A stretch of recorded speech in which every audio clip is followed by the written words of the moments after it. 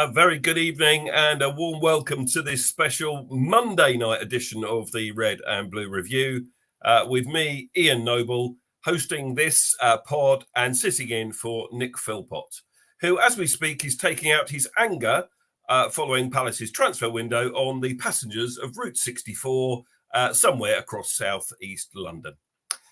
Please do follow us, of course, on our social media. Follow us on Twitter. Like our Facebook page, follow us on Instagram, and head over to our YouTube channel. And if you're new around here, please subscribe to our channel. It costs you nothing, and it helps us a great deal. On Instagram, a shout out to Tom Clark Samuel, who writes a very good match report summary after every game. And we could do worse than just read that out on the show, but there we go. Joining me on tonight's show, First up, Gel Lord Holyoke. Good evening, sir. How are we? Evening, mate. Evening, everyone. You all right? I'm very well, thank you, Gel. That's good. And Fergus Tim, fresh from his break in Ireland.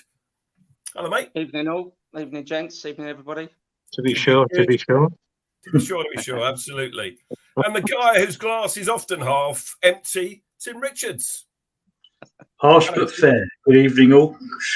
Harsh but fair. Good evening, all. Got anything else to say? I don't think a lot of what you said is particularly fair, Tim. Tim, listen, mate. We promise we won't play that after everything you say this evening, all right? But there we are. There we are. It's a classic. So on tonight's show, we'll be looking back at this stunning League Cup comeback in Devon.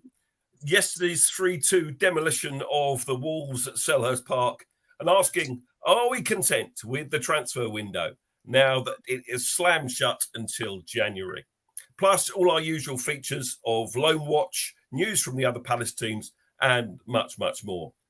Thank you to everyone joining us this evening in the chat.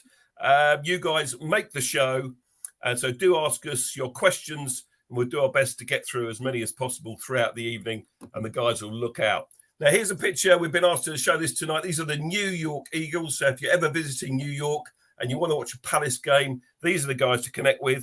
From left to right, we have Dave, Kim, Steve, Doug, and Kevin. We hope you're listening. And if anyone comes over to New York, we'll be sure to come and join you, take in the match day atmosphere of the Big Apple. So where should we start, guys? I think we should start with the transfer window. Over the weekend, we ran a poll on Twitter, or X as it's called now.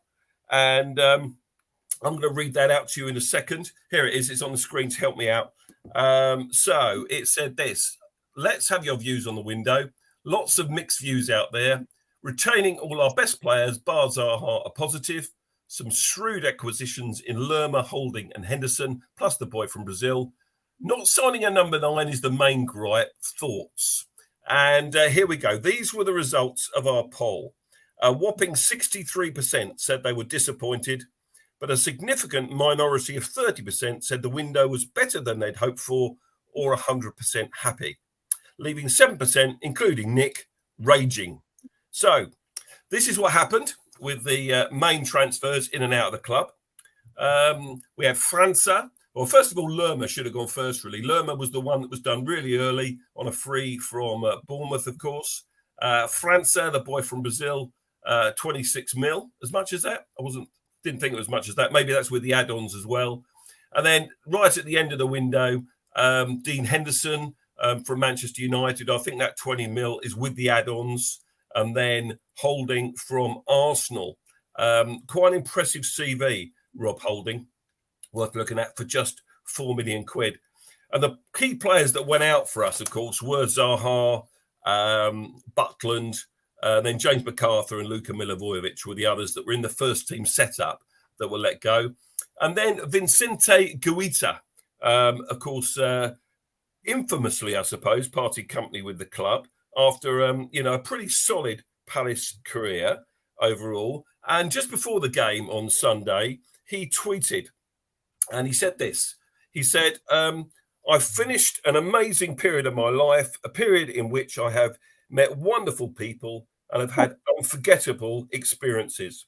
I'd like to thank, first of all the workers of the club, been a daily support during these 5 years. And then he went on to list everybody. Thank you to all the teammates who I've had the pleasure to spend a lot of time with. The union has been one of, lost in translation that bit, I think. The union has been one of the keys to achieve the goals all these years. And above all, gratitude to the fans. You are what makes this club really great.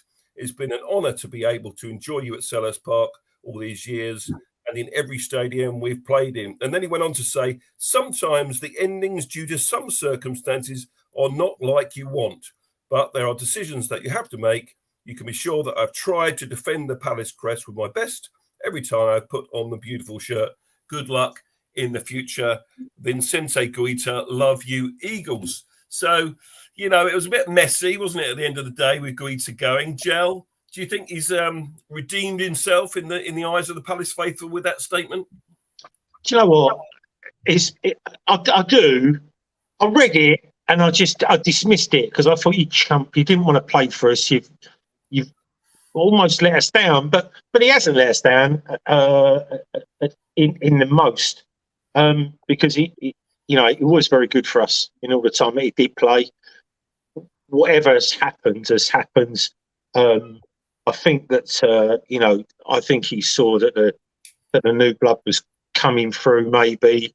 And again, we never know what's going on behind the scenes. The thing is, there's stuff that goes on behind the scenes at work, as in a football club, and there's stuff that goes on behind the scenes at home, which, if his missus is Spanish as well, and stuff is not all right, who really would want to stay in South London for years and years? I wouldn't. I mean, you can have 4 years, you can earn some very good money, and then, they might sit down one day over a dinner and go, do you know what, wouldn't it be lovely to go back home and spend the last years playing for Getafe, let's say, or whatever. Just going back quickly, the union thing is obviously the camaraderie. That's the thing. Yeah, that's what like you say, a little bit lost in translation. But having read his thing again, I've read it about 4 times, and you know what? Every time I read it, it gets easier to say thanks and good luck, because I'm pretty sure, if it is true that he's refused to pay for the club, then he wouldn't have been paid. I'm pretty sure that he wouldn't have been paid a lot of his money. And I do think as well, the club have not been scathing of him, as some clubs do of their players. So maybe, if it is down to, the family life or whatever, let's put it down to that. Then I think Parish would just go, all right, you know what it is? You know it. You're as old as, we're all a little bit older. Happy wife, happy life. Indeed. So you think he's missing his paella a bit and he wants to go back to Spain? I don't doubt that for a minute. But I want to ask you three, and I'm going to leave you for a minute, Joe. Come to you last. So I'm going to come to Ferg first, then Tim, then Jill. And in the chat, guys, tell us what you think about this. So where do you guys stand on the window? And have your views changed from maybe overnight last Friday when you woke up on Saturday morning and realised, we hadn't signed that striker that was going to solve all our problems? So, Fergus, first of all, where do you stand on the window? What do you think? I'd probably give it a 6 out of 10. Okay. I think we still need competition at left back. We don't have any competition there. Mitchell's got no competition, although that doesn't seem to be phasing him. He seems to be up in his game at the moment. Probably could have done with another striker. I'm not overly disappointed. I mean, when you look at what some of the other teams have spent and where they are in the table at the moment, we haven't got deep pockets, Palace. We are going to build a new stand. I know they're saying the money's ring fenced, but I'm struggling to believe that just by the fact that we don't seem to be spending as much as everyone else. So, yeah, I mean, some decent signings. When you compare it to some of the players that have left, I think we're a stronger squad, but there are still some deficits that we need to fill. There's only 119 days to go till the January transfer window, so it's not long. It's not long to wait. Very good. Azza says that Ferg, you sound like his missus said you sound like Steve Parish. I'm not sure about that. Yeah. There we go. But the good thing was we never lost any players. That's absolutely that was a success. The fact that we've still got Elise, Eze, Decore, Guy, Anderson, because all those top 4, top 6 clubs were all after those players right up to the last minute. I think Man City were trying to get one over the line. So yeah, I read something today that said that Manchester City made an 11th hour bid to sign Eberechi Eze for £60 million. And the reason they let the boy go to Chelsea was to free up the funds to buy Eze. How much truth is in that? Who knows? Tim, let me come to you because, in our chats on Messenger, you were very outspoken about the lack of ambition of the club and all the rest of it. So, how do you feel now vis-a-vis where you were on Friday evening? Well, to be fair, I also said each time it's not a case of the amount of money you spend, it's what you spend the money on. And by that, I mean when Arsenal bought, or Newcastle, whoever it was, you bought that Brighton player for £52 million a couple of seasons ago. And for that same money, we got Eze, we got Anderson, we got Guéhi, we got Elise, and we got Conor Gallagher on loan for a year. So it's not about how much. My issue is season after season, we all say there are the same issues there: the age of the squad, the lack of squad depth, the no competition for places. But again, that hasn't changed. I would say it is slightly tempered when I woke up the next day, and I think it was Chloe mentioned in one of the chats, but we kept Eze, we kept Guéhi, we kept all those players, as Fergus said earlier on. Yeah. But it you've got to look at the club as a whole. And I'm sick and tired of people saying, oh, look where we were back in 2010, Parish saved us. And yes, I quite agree. But there comes a time where you have to look forward. Why do you think we ended up with Patrick Vieira as manager, the 6th choice? Why did we end up... Hang on. Where'd you get 6th choice from? We look at all the other managers that were being spoken about at the time about being interviewed by Parish that didn't want it. It was too big a job. Why was that? Why could we not attract another manager last season? When we got rid of Vieira, they had months to find a manager. We've gone back to Roy. Now, I don't think that's necessarily a bad thing if they've got a plan. But that's my issue with the board. That's why I bagged the board out, because they're not addressing the overall things that we've been saying. Okay, we could go down a cul-de-sac here and start talking about the manager. I don't necessarily want to do that this evening just now. So give me a mark out of 10 for the windows. Ferg said 6. What about you? What would you say? To be fair, the fact that we kept who we managed to keep, I'd go 6.5, 7, because it could have been a lot worse. We could have won today. I don't do fractions, so 7 out of 10 is really good. Yeah. Excellent. Gel, your thoughts on the transfer window? Keeping the players, getting the ones we got in. França, we haven't seen him yet, obviously. He might be brilliant. Jefferson Lerma started very, very well. What do you think? Well, I mean, we haven't really mentioned Chris Francis either. No, we haven't. You're right. And he was...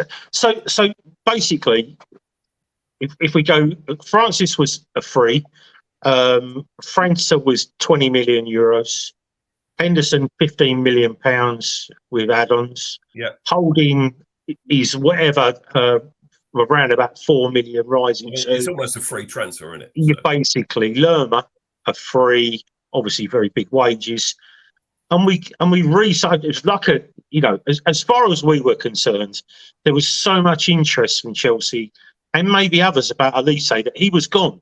And the fact that he's re-signed a new contract is, for me, like a huge. If we'd have lost him, I think that would have been a hole that we couldn't have filled. We're going to fill it with for the rest of the season with Raksaki, Ahamada, and Ayew.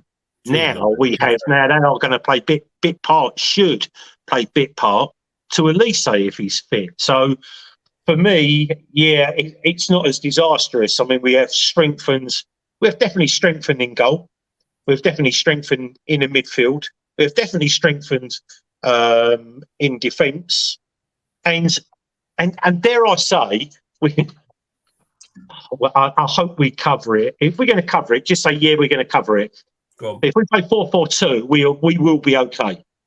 Yeah. Because playing 3-5-1 doesn't suit our forward running around like a chicken with no head. No, But, no. I'm going to say we'll come to that it. with if we play 4-4-2, it's a 7. It's a solid 7 for me, because we literally don't have all that money that everyone thinks that we should have, could have, haven't.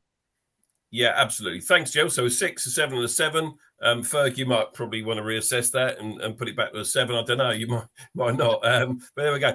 Paul Bristow says, my one transfer disappointment is right back, Max Aarons. Suggested we went for him. 3 years this summer. He went to Bournemouth instead.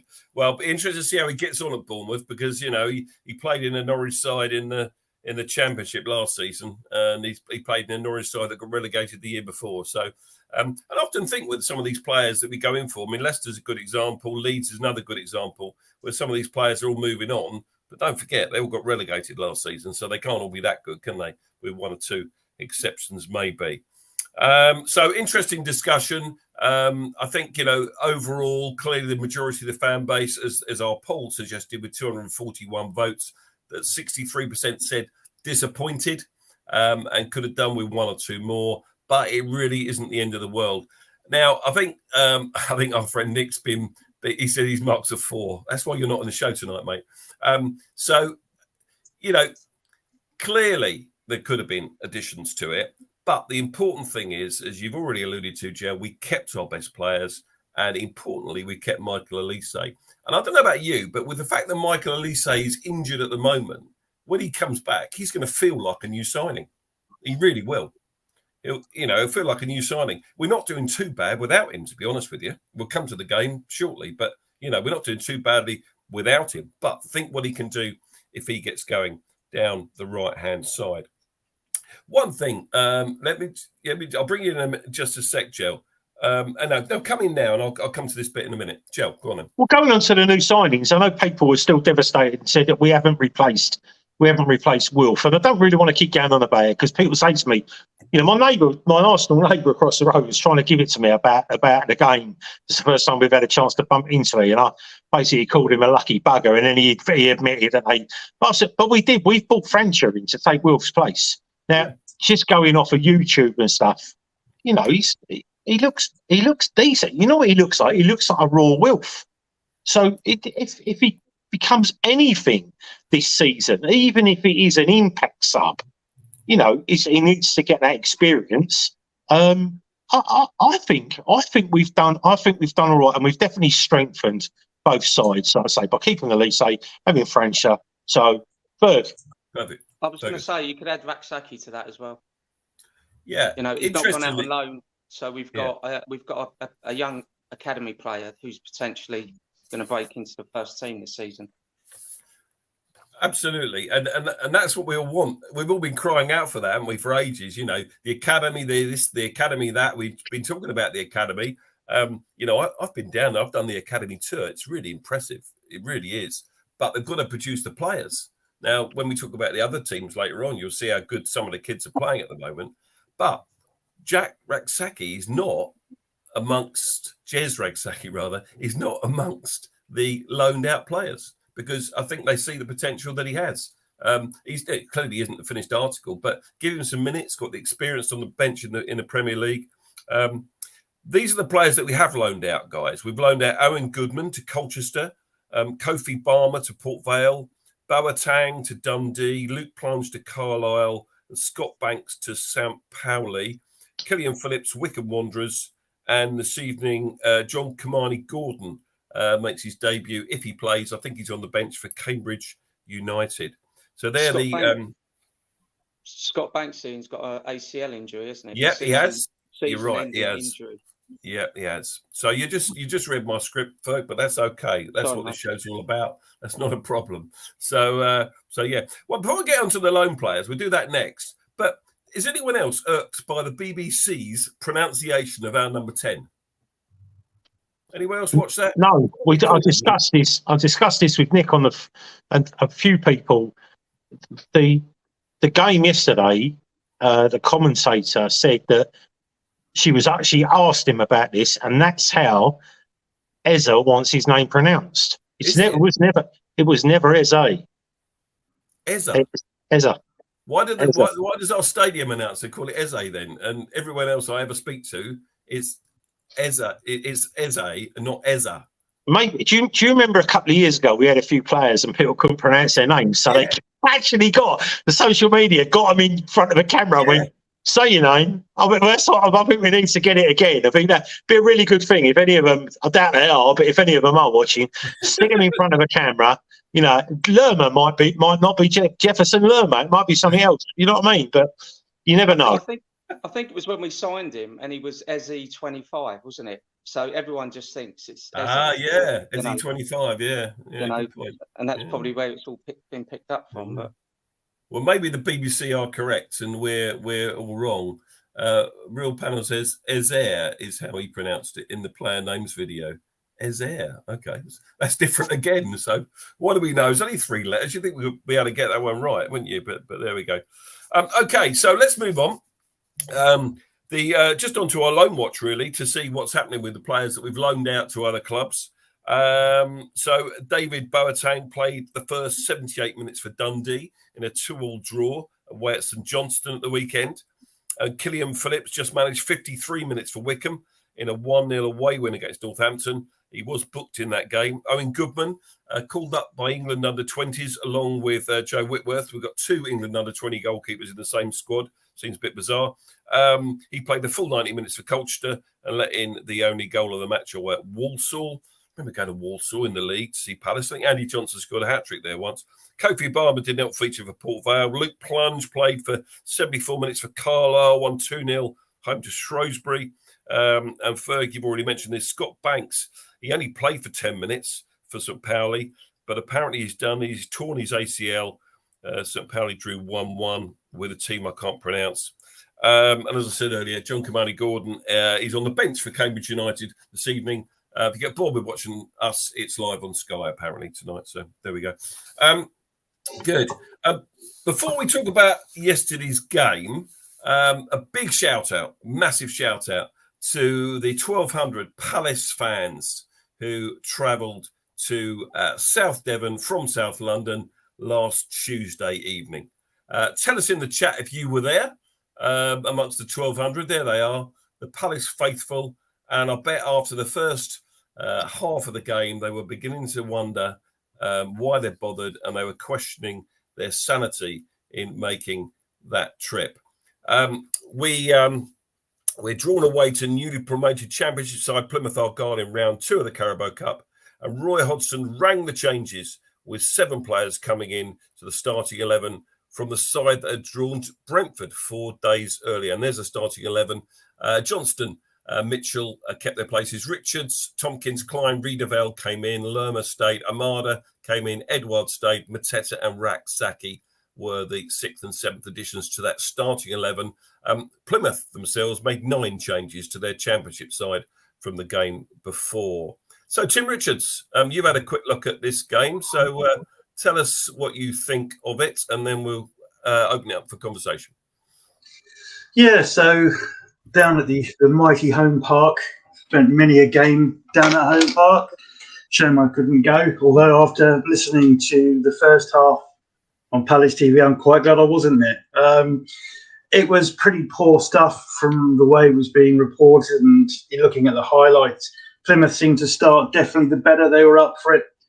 Like Ian said, they still made 9 changes, but they were still showing us the way to go. And then on 6 minutes, young Wayne headed back from the far post.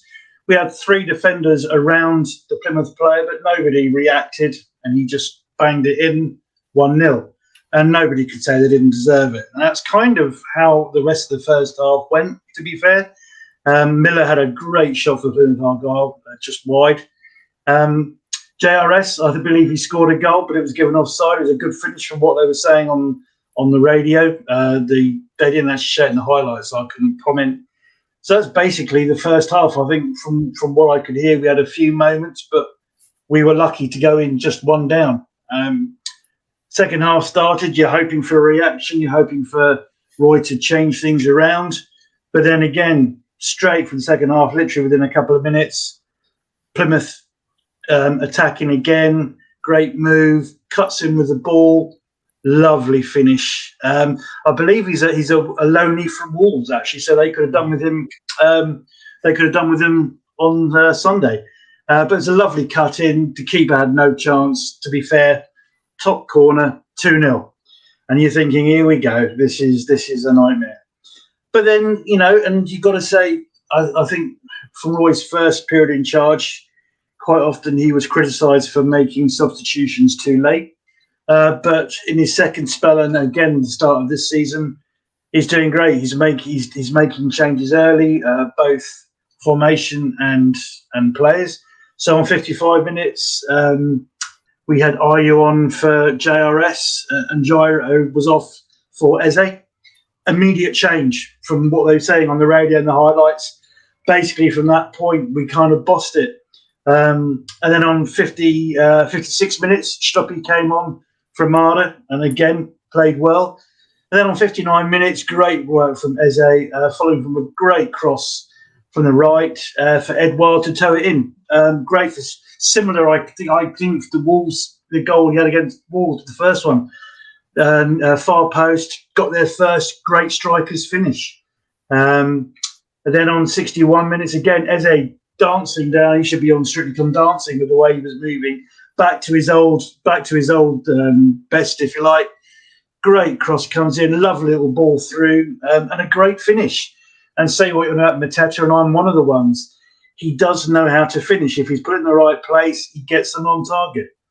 And then we're still pressing for more. And then 62 minutes, I think it was. Great build up again. Lovely ball through to JPM again. And again, another great finish. I know people say, oh, it's Plymouth Argyle, it's a mid-table championship team. It doesn't matter. I mean, luckily it wasn't Ayew there because he would have missed them. But I didn't say that. But no, you didn't. No, you didn't. Just let me come in there, Tim. I was tweeting the goals because I was sitting listening to it on 5 Live, and I was tweeting on the Red and Blue Review Twitter handle, and I did the tweet for the 2-2, and by the time I finished the tweet, I didn't press send. We scored the third, so I changed the tweet. So it was that quick. Literally, it was seconds, wasn't it? It was ridiculous. Yeah. I mean, in the ground. I mean, Azza was there, Yasmin was there, 1 or 2 others. Obviously, Paul Bristow was there.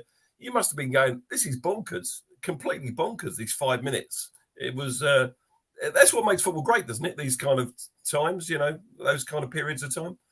Yeah, and then going on, and what is really pleasing to see with Ezer, how you say it, is how his game has developed. And to my mind, if we'd lost him, it would have been a bigger loss than losing Elise, to be fair. But the way he tracked back and the way he got stuck in the middle and stole the ball for the last goal off their midfield player, and he got it. And again, he's just gliding forward, a bit like that goal against Sheffield United a couple of years ago.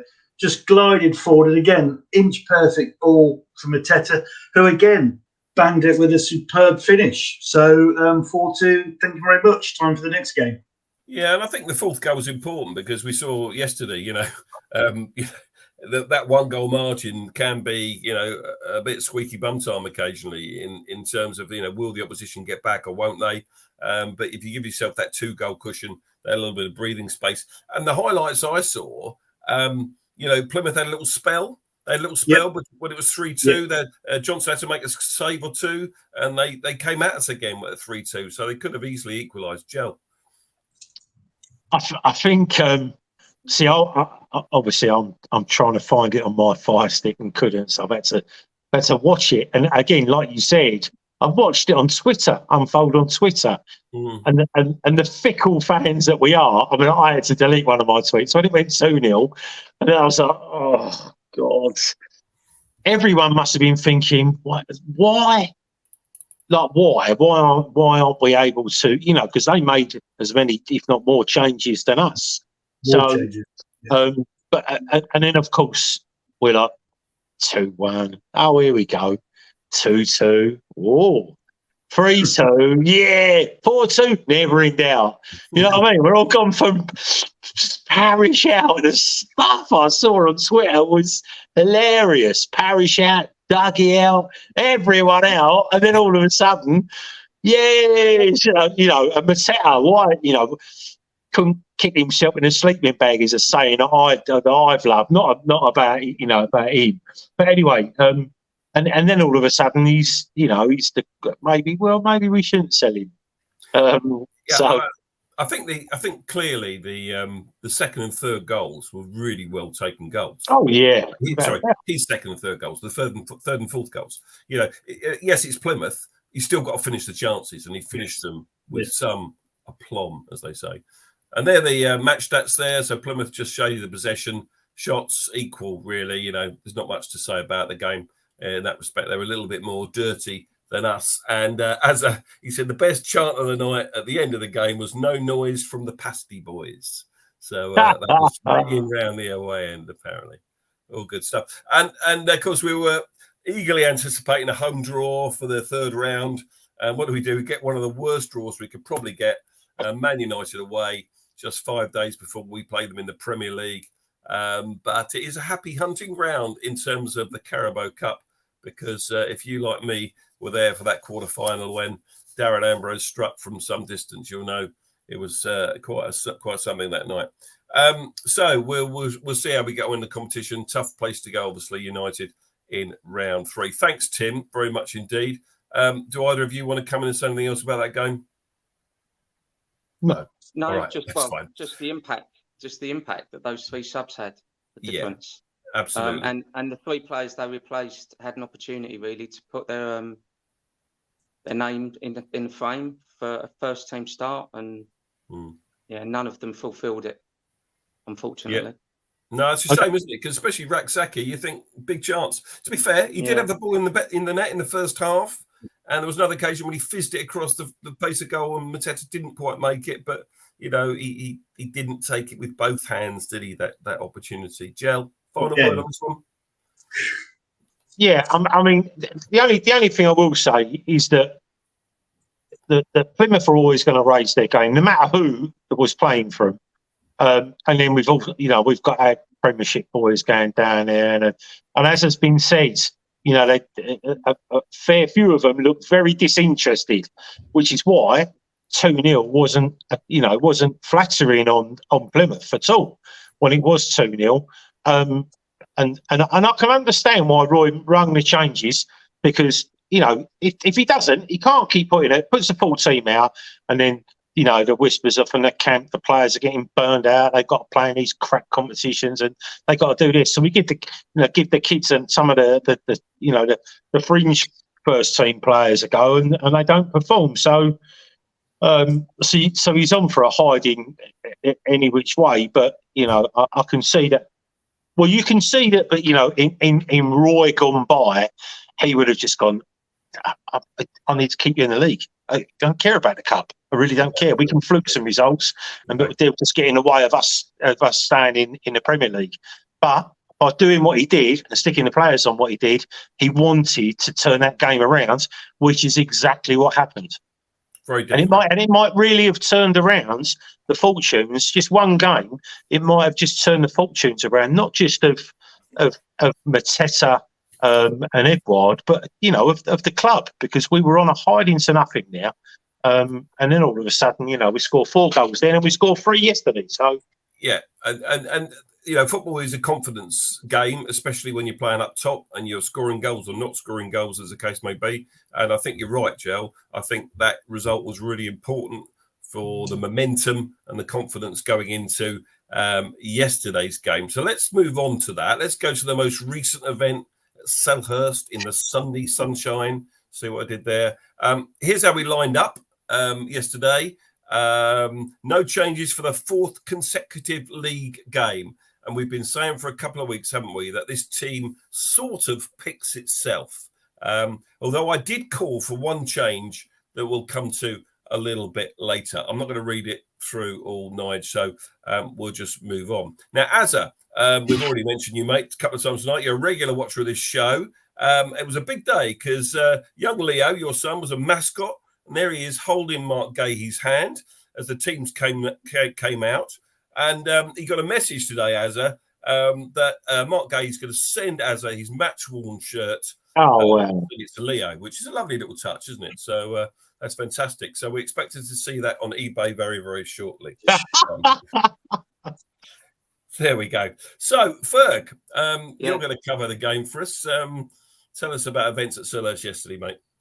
Yeah. So as you said, no changes. Not a lot to talk about really in the first half. A few highlights. So I'm going to put the first half down to the fact that it was very, very hot for the players. The middle of the day, they were a little bit lethargic, weren't they? To be fair, The sun got in IU's eyes 7 yards out.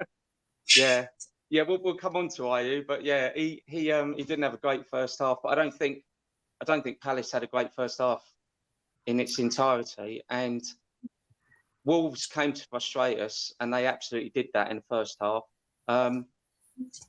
I guess the first highlight would have been around the 15th minute, so the penalty. So Eze was brought down in the box, and as usual, all the Sky pundits and Match of the Day and all the rest of it are saying definitely not a penalty, but there's contact there. He's brought down in the area, very similar to the Arsenal game. Again, it's not given by the ref, and they're not going to overturn the ref's decision because it's not a clear and obvious mistake in their eyes. So no penalty. And then about a minute later, IU had that opportunity. Saab tried to pass the ball out. He's lost it.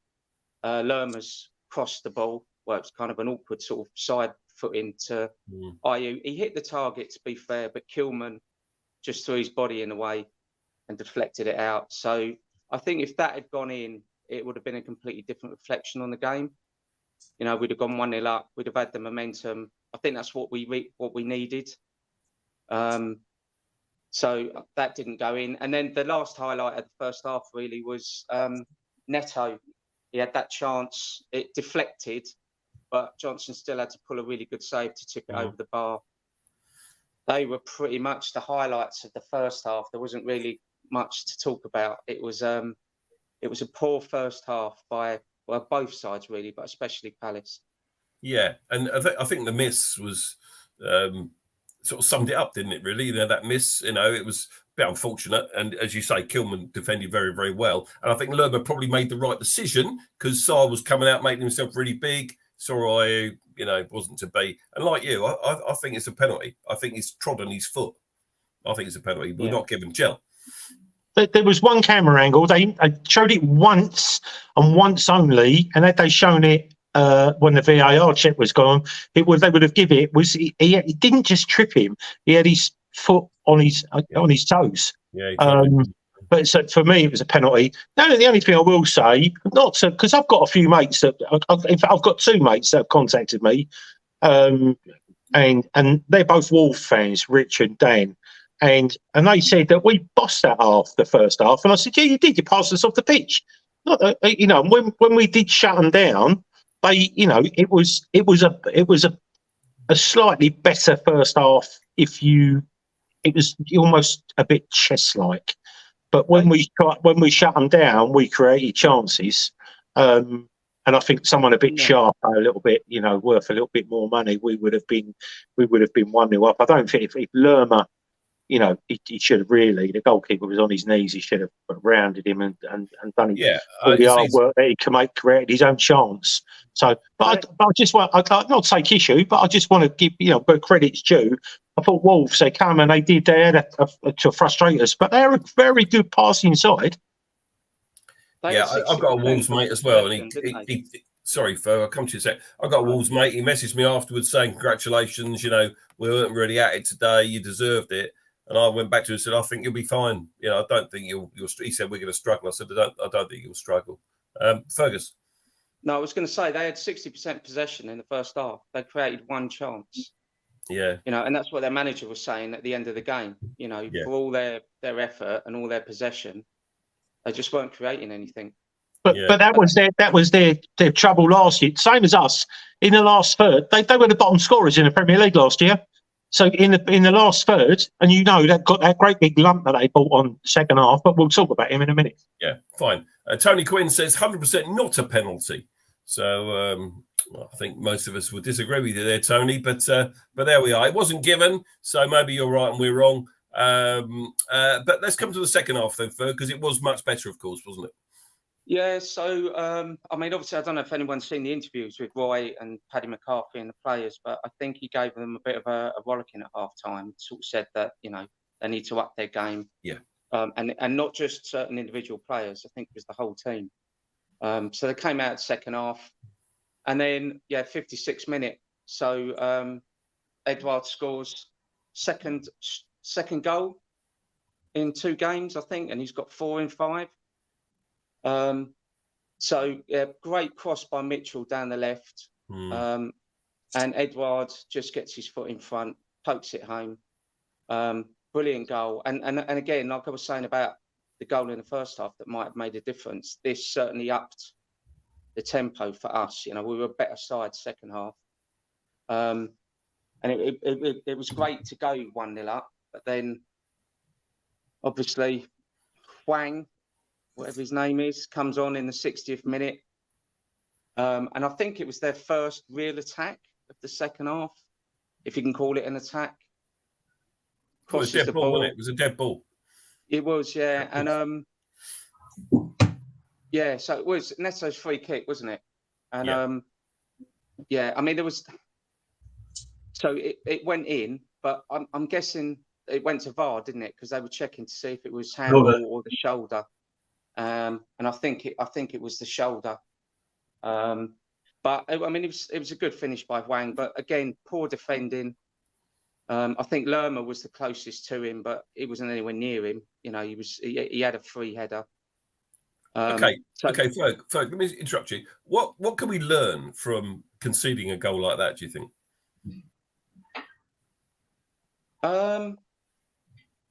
Well, I think when a striker comes on, the 2 centre-backs, I mean, one of them should be marking him.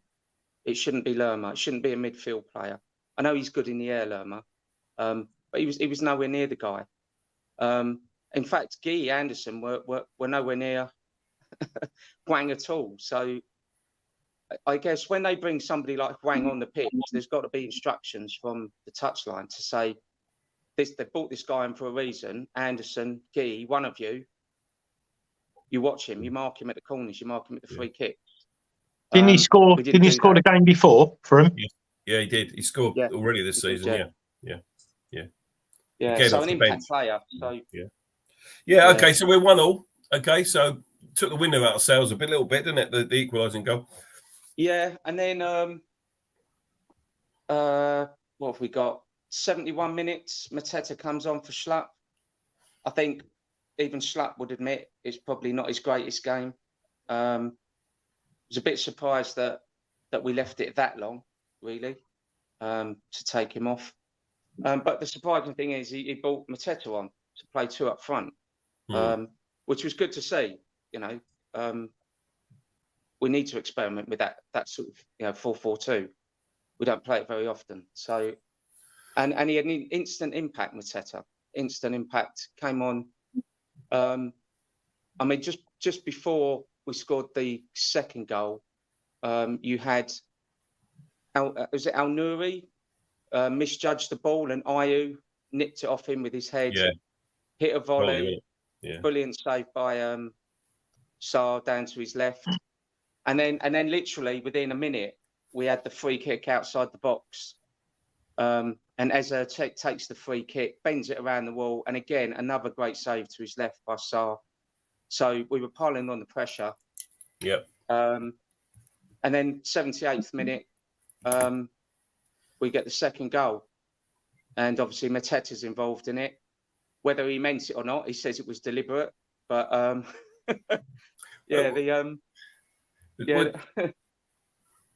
Go on, Ian. Sorry. Let me stop you there. Joe, you've got a view on this, haven't you?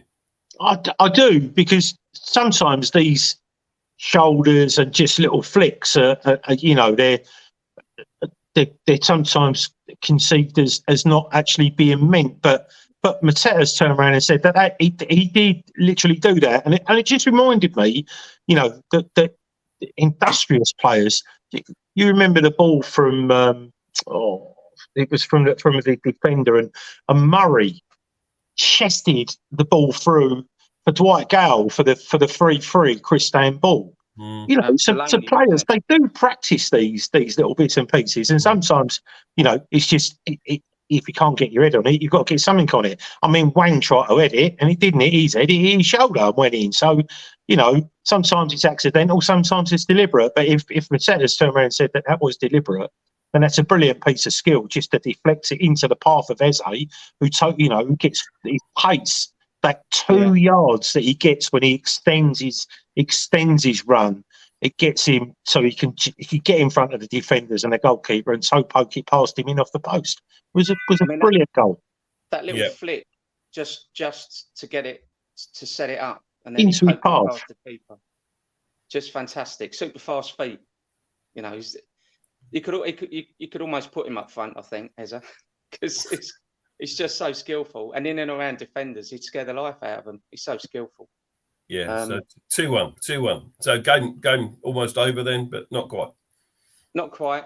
Yeah. By the way, Mark Callahan's put it. It was a great ball in by Ward for that goal as well. You know, it was first goal Mitchell, and then Ward. So left back and right back doing what we've all expected them to do or wanted them to do. Yeah, and then the third one. So Edouard picks it up. He comes quite deep, picks it up, runs towards the goal. A little dink to the side to Mateta.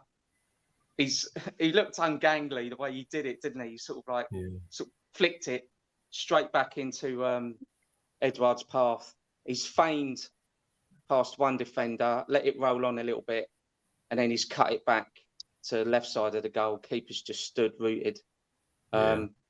Brilliant third goal. And again, Mateta involved. So, you know, he's come on and within sort of like 10, 15 minutes, he's completely changed the aspect of the game. And then typical Palace. I mean, do you want to talk about? Yeah. We just we'll just interrupt you. In the chat, we've got some people saying Mateta meant to do it. Others are saying he didn't mean to do it for that second goal. Tim first, then Jill. Yeah, I was good at describing the goals, and I think that was the biggest difference in the two halves and the biggest frustration in the first half. In the first half, how many times did Mitchell and Ward get in places where they could have crossed the ball? They could have got the ball in, but they didn't. They played it back. They didn't pass it. Second half, we get the ball in. If that's because we had two up front and it makes a difference, I don't know. But it seems to me that's the way we should go going forward. Yeah, good. Jill. I just thought as well that Edouard's second goal, the 1-2 with Mateta, gets the flick. Then he takes it in his stride, does the feint, so he beats the defender, and then hits it in the bottom left-hand corner. Is almost exactly from the same place, exactly the same as Eze's goal against Leeds last year. Do you remember? Yeah, I do. Yeah. I'll tell you, I'd like to see the replay of both of those because it's very, very similar. Yeah, indeed. So, you know, 3-1 looks like the game's over. I think even the commentator said Palace have won now. But, you know, typical Palace, rather deaf. Yeah. Well, you know, 6 minutes of stoppage time. Hughesy came on, so it was good to see Hughesy back from his injury that he picked up. Yeah, and then Kuna scores with, the 6 minutes went up. I think it was the 96th minute we were in. Typical Palace. Again, across from the left, no one near him. Mark Gee and Anderson. To be honest with you, they both looked exhausted. Yeah. You know, when the goal went in, you could see them. They were mopping their brows and they were just like, oh, you know, I think they were just waiting for that whistle and they've been caught cold. Again, Guy had a free header. Johnson had no chance in goal. And then, you know, the ref plays an extra minute and we're all sort of thinking, can the unthinkable happen? You know, it's Palace, so it's quite possible. but we managed to hold out for those final 60 seconds. 3 points in the bag, 7th in the table. Europa Conference League, here we come. We're above. Dear me. And here we have the stats. Wolves had the majority of the possession, of course, 57%. We have more shots. Clearly more shots on target as well. Interestingly, in FPL, and people that know me well know I follow this really closely, Sarr had made 7 saves. Was accredited with 7 saves, should I say, and Johnson only 2. in the game, and it was dead heat on fouls. So there we go. Thanks, Nige, very much indeed. The Athletic had a really good report on this. It says the numbers alone tell the story. Palace had double the number of final third entries in the second half, 42, than they had managed in the first. They also had double the number of big chances too, 10 shots with 8 on target compared to 6 and 3 respectively in the first period, and more possession in the second half than in the first. So thanks, Ferg, for that summary. Gel and then Tim. 7 from 12 points, 2 wins, a draw and a loss for the first 4 games. Tell me, and no lying about it, tell me you wouldn't have been happy with that. I'm joyous about that. 7 points. That's a fantastic. After the nightmare start that we had, I'm trying to think someone's had a very, very similar start to their season. Bit much like what we had, where we just played like the top 8 or 7 teams for the first 7 games and got humped. I think that's happening to someone else at the moment. I can't remember what, Forest or whoever. But well, no, not Forest because they beat Chelsea. But anyway, I'm very, very happy with. And again, I haven't, because I've been too busy today. I haven't looked at the table or anything. I didn't watch anything after yesterday, so I didn't know we were 7th. So I'll take that after 4 games. Christ, absolutely. You know what, we were unlucky against Arsenal. We were robbed on that game. That wasn't a penalty. Ours should have been a penalty. You could argue we should have 8 points or more. So, yeah, cracking start. You could argue that. And, there's some real positives to come out of this. Interesting stat for you. Crystal Palace have won 4 consecutive Premier League home games against a single opponent for the very first time in the competition. 1-0, 2-0, 2-1 and 3-2 yesterday against Wolves. Wolves hate coming to Selhurst Park. Did you know that? Bet you didn't. There we are. All the useful stats on this show, useless information. Tim, final word on the game from you, sir. The only thing I was going to say really is I watched the highlights again today on Palace TV, and I think it was the first goal, maybe in the second one, but the camera was right down from where the goal we were defending, looking straight up, and Mark Gahey was right in the middle. And how he reacted, you can see how much it means to him. And even when we did a bit of defending, how up for it he was. And I just think that's so many times you see players not really give a damn who they play for. They just want to get paid. But it's so refreshing to see that we've got players, and it actually means a lot to them. Eze, when his goal, you saw he was right in front of us, and you saw how much it meant. It wasn't just the fact he scored. It meant something to him. And he's a winner. He's a winner, isn't he? Yeah, you're right. The Gahey celebration caught on video, I think, from the Access All Areas video. I think probably you'll see it where, he's behind the other goal, and he's really celebrating. So it's fantastic. Interestingly, guys, since Roy Hodgson took over, we've scored 27 goals in the Premier League, conceded 17. So that's a plus 10 goal difference, 8 wins, 4 draws, just 3 losses. Get this. Only Manchester City and Liverpool have lost fewer games among all Premier League sides in that period. So if the season has started when Roy took over, then we would be 3rd in the league probably. Interesting stuff. So, maybe it's the right thing. We say, who wanted the job? No one. We appoint the old timer for another year, but clearly he's doing something right. And long may that continue. Well, you can't really say that because he's not going to be long, is it? Because he's 76. But, at the moment, he's doing a cracking job. And somebody said in the chat he wasn't happy with that second goal winning yesterday. He was really unhappy about it. And his post-match presser talks about the fact that at half-time they had words, and he said the players were in the right positions, but they weren't doing it. They weren't putting enough in. And in the second half, they did it and they changed it. And it was fairly evident that the result came through in the end, thankfully. Okay, so we've done the game. That's brilliant. Thank you, guys, for that. I just want to talk about very briefly, it's on this show, it's not just about the first team, but we talk about the other teams at the club, the other sides at the club.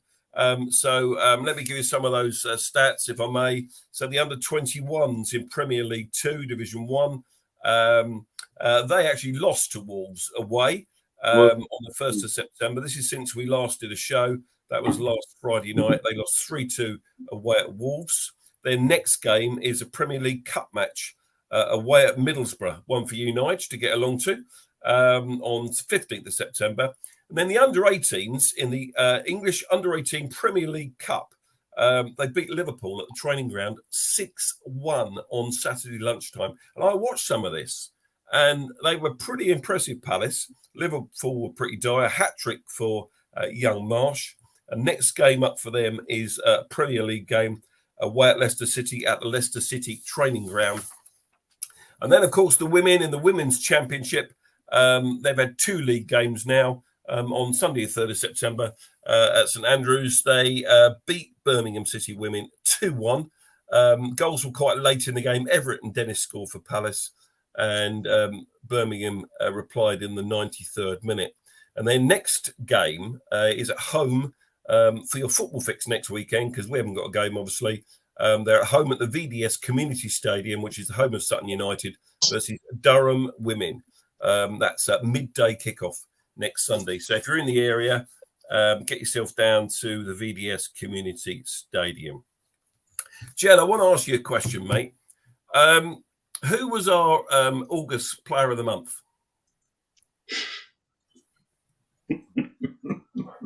Oh, I know who it was. Yeah, who was it then? Ayew.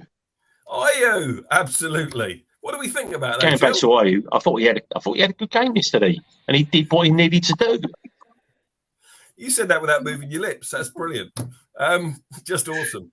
I just thought interesting, isn't it?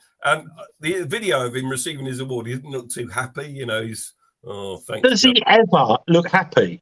Not very. You know what? You know when I think, I bet when he goes to the cash point, right, and no one's looking, and he taps his number in, and he presses balance first, and I bet he has a little smile, and then goes back to being stern.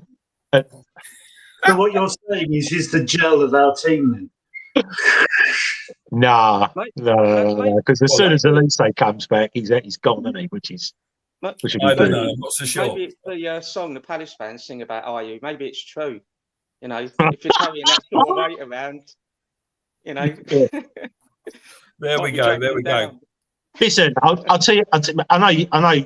You know, I've been quite scathing of him at times, but apart from when he got booed by the crowd twice yesterday, when he could have gone forward and there were players that wanted to get the ball off him, I thought he had another solid game. He has definitely he's sort of stopped running into blind alleys and then losing the ball or being over. You know, when he does things quickly and he's only got the ball for 5 seconds, then he seems to have upped his game. He's got crosses in, and the chance yesterday when he, you know, the volley that the goalkeeper smartly saved down to his left hand side, you know, that would have been a screamer. But he does give us one of those every season, doesn't he? So, I thought he did all right. You know, whether he's been the player of the month, you know. Well, the fans seem to think so, Joe. So, you know. Well, I imagine Eze would be pretty pissed off about that because he's, you know, without Eze, he's Eze, whatever he's called these days, Eze, you know, if it weren't for him, we wouldn't be anywhere. So it doesn't really matter. So for me, I'm not going to disagree. I'd be fuming, especially if that comes with a $5,000 a month prize or something. Christ. There we go. Right. Okay. Going to move it on because the hour is nearly up, guys. So we've already said it's great going into the international break in 7th place on 7 points, and we'd have all taken that before a ball was kicked for sure. Congratulations to those Palace players called up for international duty. 3 players, of course, in the full England squad: Eza, Gahey and Johnston. Anderson for Denmark, Ayew for Ghana, Doucouré for Mali, Lerma for Colombia, and Chris Richards for the USA. And next up for Palace, we have Villa away on Saturday, the 16th of September. It's a 3 p.m. kickoff at Villa Park, followed by Fulham at home the weekend after, another 3 p.m. kickoff, our first home 3 p.m. of the season, before we go to Man United, as we've already said, in the League Cup third round on the Tuesday, which is live on Sky, and then Man United away in the league. Again, another 3 p.m. 3 p.m. kickoffs in succession, guys. Drink that in. Going into October, We play Nottingham Forest at home. That is Martin Tyler. on Sky. And then we have Newcastle after the next international break. So let's have your Villa predictions, guys, in the chat. Tell us what you think is going to happen when we next go away in the Premier League. What's the score going to be? Tell us what you think in the chat. And I'll come first of all to Gel. 1-1. 1-1 for you. Okay, interesting. Tim? 2-1 Palace. 2-1 Palace. And Fergus? I'm going to go 2-1 Palace. You always go 2-1 Palace. I'm going to go 1-0 then. Go 1-0. Slightly different. Okay, I need to get rid of Watkins from the fantasy team, though, if that's going to happen. So, can I have a caveat? If Elise's playing, 1-1. Well, you said 1-1 anyway. But, didn't you? no. Yeah. But I think Elise, I'm hoping he's going to be back in 2 weeks, 3 weeks. He might be on the bench. I don't think we'll start him. I think when he returns, I think he'll be eased in gently. At least I hope that's the case. So to finish the show, guys, tonight, you know what's coming, don't you? A positive view, a positive comment. It's going to be really hard for you, Tim, this, isn't it? Positive comment. But we'll come to you last, let you have time to think about it. Fergus first? Well, again, 3 England players. 3 Palace players called up for the England team. I mean, fantastic. Long may it continue. And well deserved as well. Doesn't happen too often, does it? So there we go. No. Brilliant. Joe? Mateta and Edouard up front, 4-4-2. Thank you very much indeed. Tim, what have you got for us? No Philpott on the show. Great, very positive. And that's a nice segue into our final word tonight. We'll be back on Sunday, the 17th of September, when maybe normal service will be resumed and hopefully Mr. Philpott has calmed down a bit. So good night all, and thanks so much for joining us this evening. Thank you. Good night, everyone. Good night.